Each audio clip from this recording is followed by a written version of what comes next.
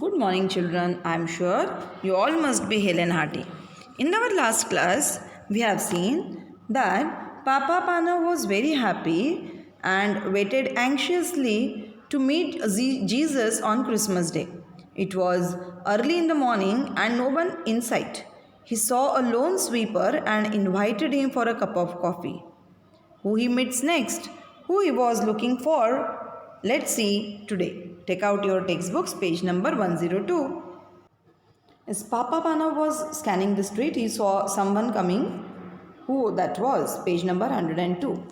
The girl walked slowly, so slowly and quietly, hugging the walls of shops and houses. Hugging means she moved very close to the walls, that is, hugging the walls of shops and houses.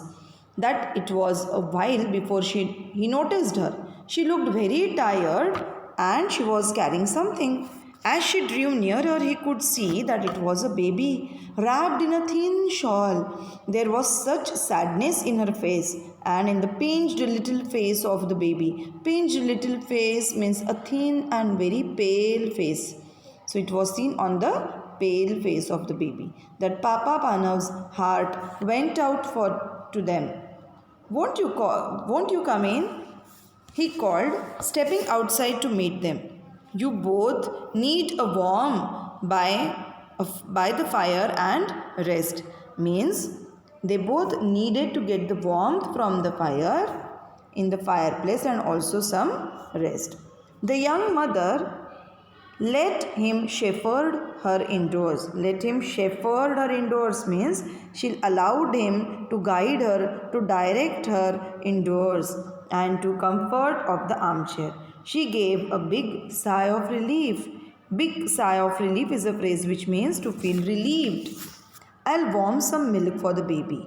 Papa Pano said, I have had children of my own. I can feed for you. He took the milk from the stove and carefully fed the baby from a spoon, warming her tiny feet by the stove at the same time.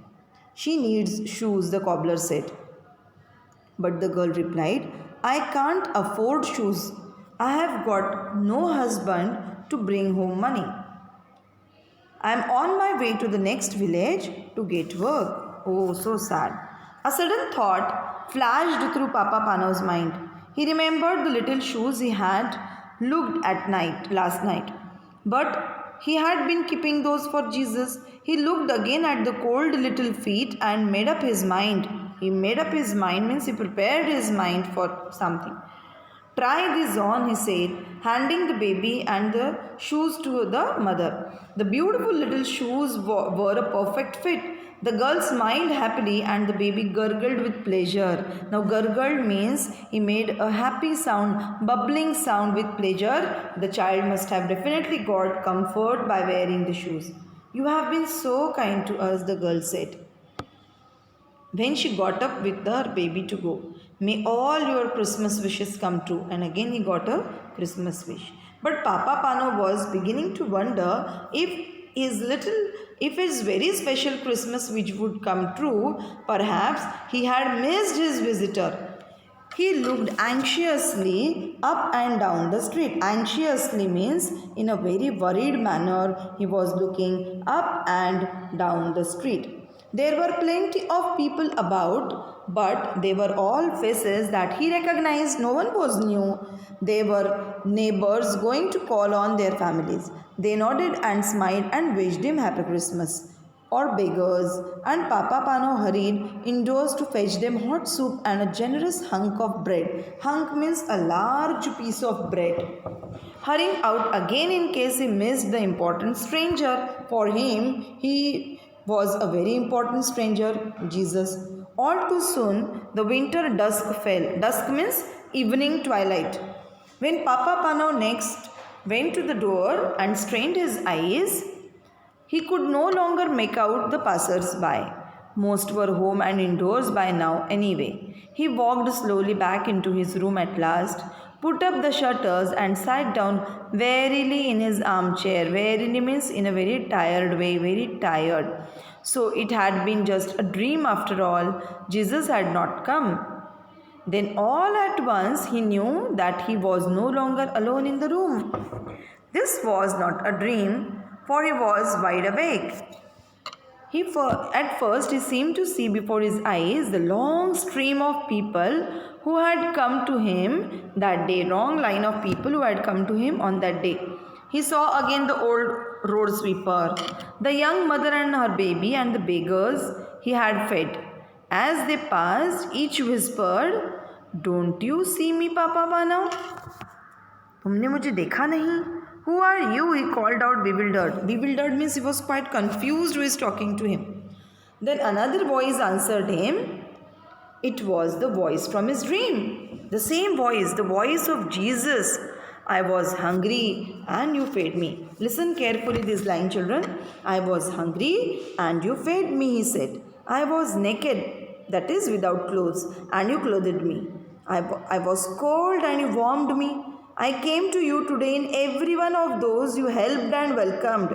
Now these lines are taken from one of the verse from Bible. Then all was quiet and still. Only the sound of the big clock ticking could be heard. A great peace and happiness seemed to fill the room, overflowing Papa Panav's heart until he wanted to burst out, singing and laughing and dancing with joy. "So he did come after all," was all that he said. These lines tells us that Papa Panav's heart was overflowing with happiness and peace, which made him want to burst out singing, laughing and dancing with joy, knowing that Jesus had finally come to his home. So children, Jesus visited Papa Panav in disguise.